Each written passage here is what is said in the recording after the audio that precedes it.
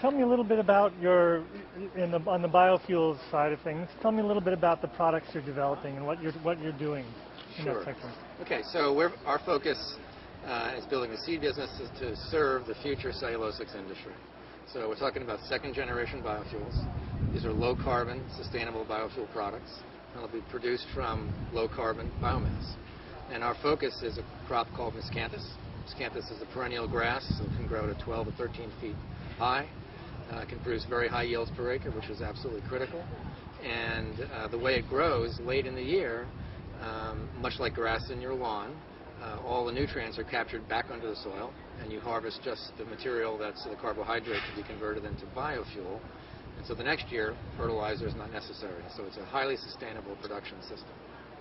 Now, the current stocks tend to be corn, sugar, those kind of things, which are not.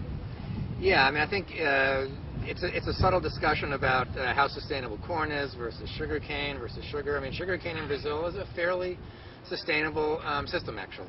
It's very highly productive, getting a lot of inputs. Corn, not so productive, not such good energy output per energy input. We think people should be aware that while they may have concerns today about the current biofuels in the market, the future biofuels, for those who care about the environment and climate change, the future biofuels are much more favorable than the current generations, such as corn or oilseed, for example. Do you think that the average citizen in this country is aware that these next generations are being developed at almost a genetic level?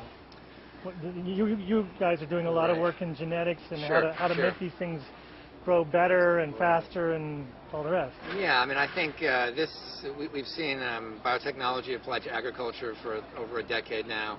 It's an extraordinarily safe technology. We're now applying biotechnology to new crops, the biomass crops. I don't know whether people are generally aware of that, but I think it's a very promising alternative. And biotechnology will be essential to get the sorts of yields off of lands so that we can have good renewable production of biofuels without interfering with food production, without having a negative impact on the environment. What's your company's timeline? Where do you think that the development of these fuels, how long will it be till we get significant volumes? Yeah, it's a very good question. A lot of money has come into this industry in the last 2 or 3 years at the research and now towards the development level. We actually have crop varieties of miscanthus for the first time anyone's done this in the U.S., growing at 15 different sites across potential production zones in the southeast, the edge of the corn lands, even into Canada. So we'll have products that can come to the market in the next few years. The companies that are developing conversion technologies, I think in the next 3 to 5 years, we're going to see pilot plants built, demo plants, and first commercial projects. So, it's not tomorrow, but we're developing those projects today, and I would say by the middle of the next decade, we're going to begin to see the true curve of growth, of very rapid growth and adoption of these technologies that by the end of the next decade will be really material producers of transportation fuels that we'll all be using to drive our vehicles.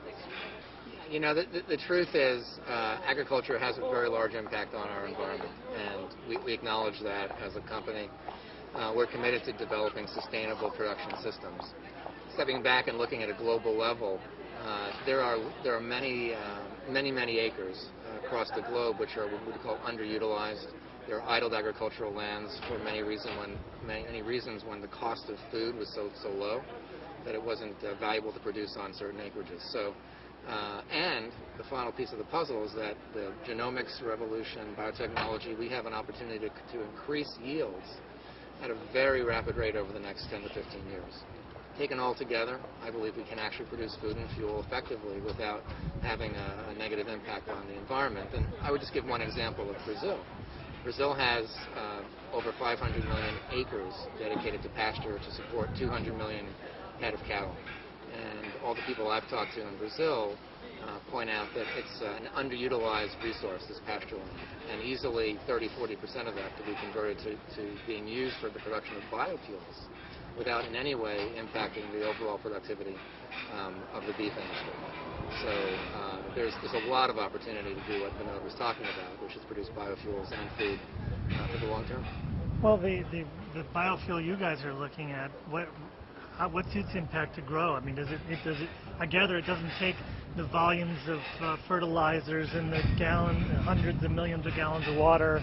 Talk a little bit about that difference. Yes. So we are.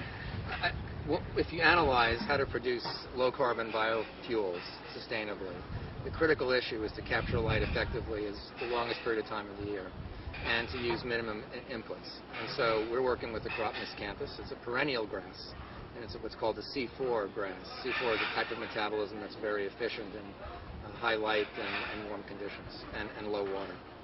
So fundamentally, this crop can be grown in a way that all the nitrogen used as part of the machinery to capture light at the end of the year can be recaptured underground. We harvest only the part of the plant that's useful to convert into a biofuel. And then that nitrogen is available in the following year rather than having to bring new nitrogen into the field. And so the sustainability from an input standpoint in these perennial crops is dramatically better than virtually any annual crop today. Thanks, Neil.